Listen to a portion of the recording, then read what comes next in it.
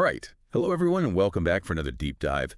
If you're prepping for the UPSC exams, you've got to stay updated on what's happening in the world. And, well, today we're diving into something pretty major for India, avian influenza, or as most people know it, bird flu. And, it might even show up on your mains exam, who knows. But the thing is, this isn't just about chickens and poultry anymore. We're talking tigers, leopards, and, oh yeah, even the possibility of it spreading to humans. Yeah, and it's not just a hypothetical risk anymore either. Recently in Nagpur, 3 tigers and a leopard died from the H5N1 strain, and that's the first time ever in India that we've seen this virus jump from one species to another. So we really need to unpack what this means, for wildlife, for human health, for the entire ecosystem. Definitely. This is serious stuff. But before we get too far ahead, let's back up a sec. What exactly is avian influenza? I mean, we hear about it sometimes, but it always seems to be about chicken farms, right? Right? It's a virus that mainly affects birds. And there are a lot of different strains, but it's the H5N1 that has everyone worried. It's what we call highly pathogenic, which basically means that it's really deadly, and it spreads, well, very quickly. It first showed up in 1996 on a goose farm in China, and since then it's been evolving and spreading all over the world. And last year, 95% of southern elephant seal pups in Patagonia died from it. That's the first major die-off for them in, well, I think 50 years. So it's not just chickens, it's having a huge impact on, well, on the whole ecosystem, really. So how is it spreading? Is this just a problem on poultry farms? Well, overcrowded poultry farms are definitely like breeding grounds for the virus, but it can spread among wild birds too. And unfortunately, we're seeing more and more cases of it jumping over to mammals, like foxes, pumas, and even minks on farms. Minks on farms. Hmm. So this isn't just some isolated incident, it's getting closer and closer to humans. Exactly, and that's what makes the Nagpur incident so concerning. It really shows us how this virus can jump species.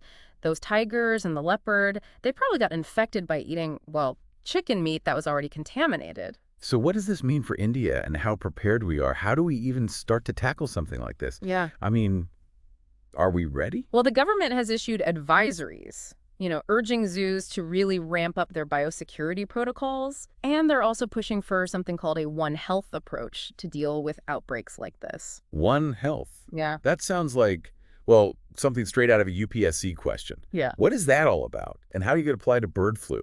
I bet our listeners are taking notes right now. It is definitely a concept you'll want to know for the exams. Basically, One Health recognizes that human health, animal health, and the environment are all connected. So instead of treating them separately, you need a coordinated response to health threats, a multi-sectoral response. So, it wouldn't just be the health ministry tackling a disease outbreak.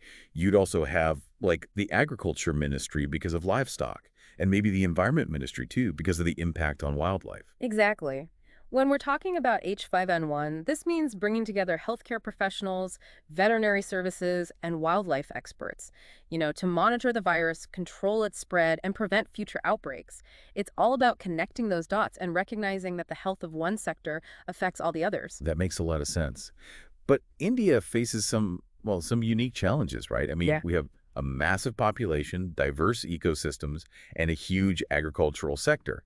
So how do we even begin to put One Health into practice with all of that? You've hit the nail on the head there. That kind of analysis is exactly what will set you apart in the UPSC. Think about it. How do we balance economic development with ecological sustainability? How do we ensure food security while mitigating the risks of intensive animal farming? These are the tough questions you'll need to tackle. So it's about understanding those nuances, those trade-offs, and then proposing solutions that account for everything. It's not just about knowing what One Health is, it's about knowing how to apply it in the Indian context. That's gold for the mains exam. Absolutely.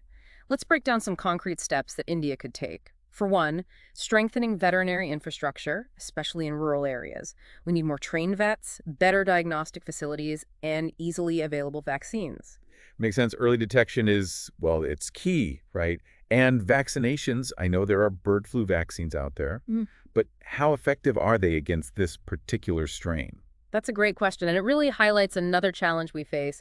H5N1 mutates rapidly, so even if we do have vaccines, they might not be effective against every strain out there. It's a constant race to keep up with the virus. So what can India do to stay ahead in this race? What kind of long-term strategy do we need? We need a multi-pronged approach for sure.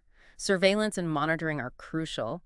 We need a solid system to track the virus in both wild and domestic bird populations, regular testing, data analysis, and identifying those hotspots.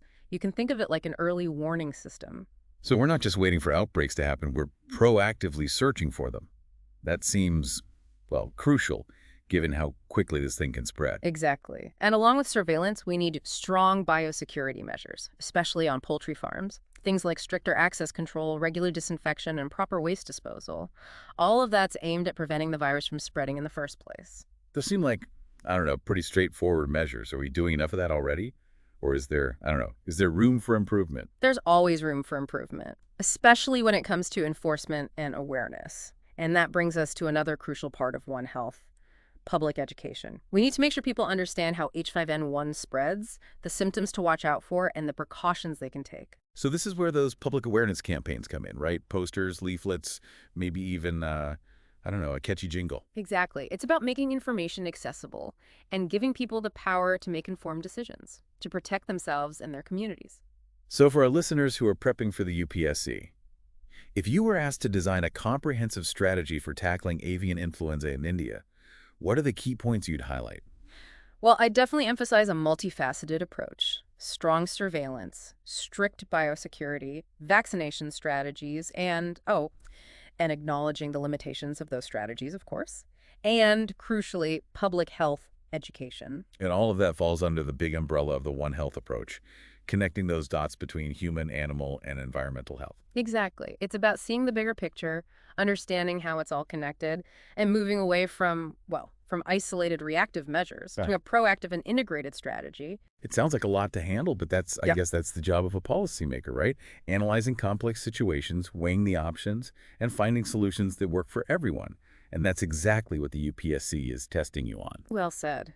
The UPSC isn't about just memorizing facts. It's about showing your understanding of these interconnected challenges and your ability to think critically, and then to propose practical solutions. Okay, so we've covered a lot of ground. We've talked about H5N1, what it is, why it matters, and how it spreads, and, well, the potential threat to humans, and the strategies India can use to tackle this thing.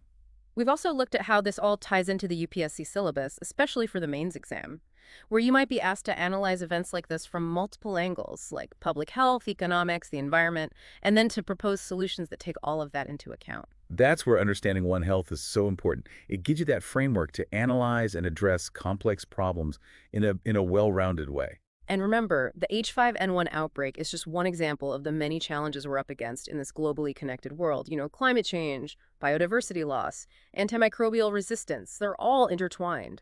And understanding how they're connected is key to finding solutions that actually work. So as you continue your UPSC prep, remember to think outside the box. Challenge assumptions and explore those innovative solutions that address the root causes of these complex issues. Yeah, it's like that saying, when a butterfly flaps its wings in Brazil, something small can have a huge impact around the world. And with a virus like this, if we're not ready, well, those ripples could turn into tidal waves. That's a great analogy.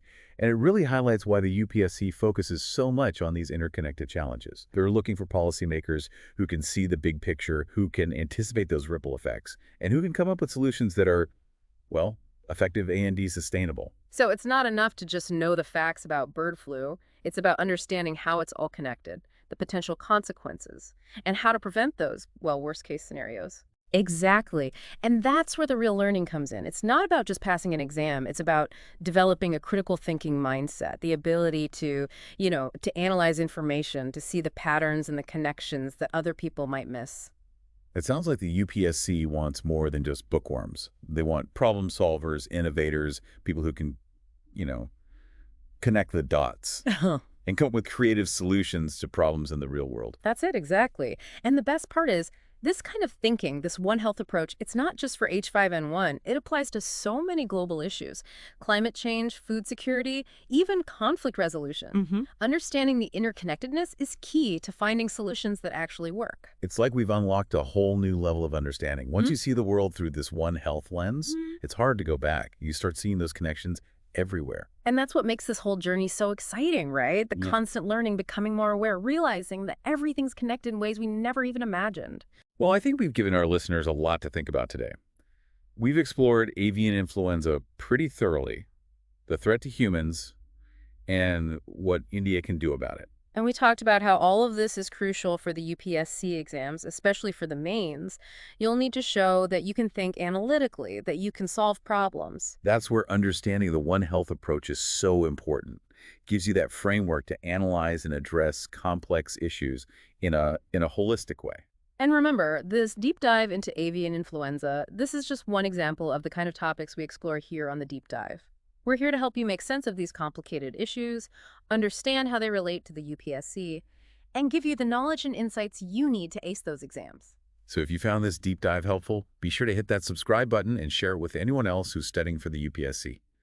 We're all in this together, and the more we learn, the better prepared we'll all be for the challenges ahead. Until next time, keep learning, keep questioning, and keep striving for a brighter future.